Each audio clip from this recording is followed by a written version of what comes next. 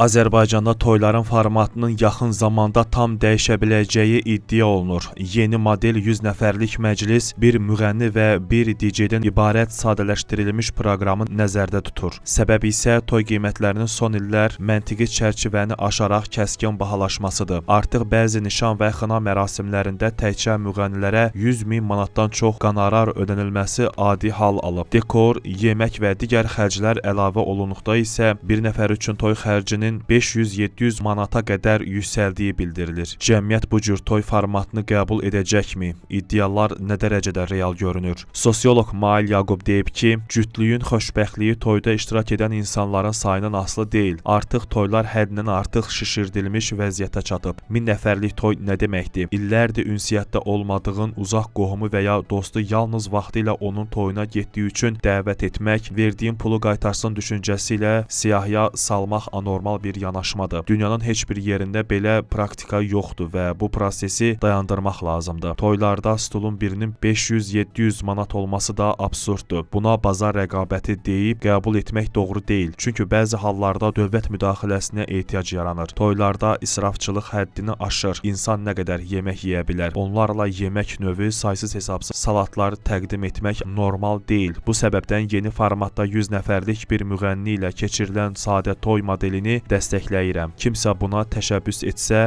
əminəm ki, belə nümunələr çoxalacaq.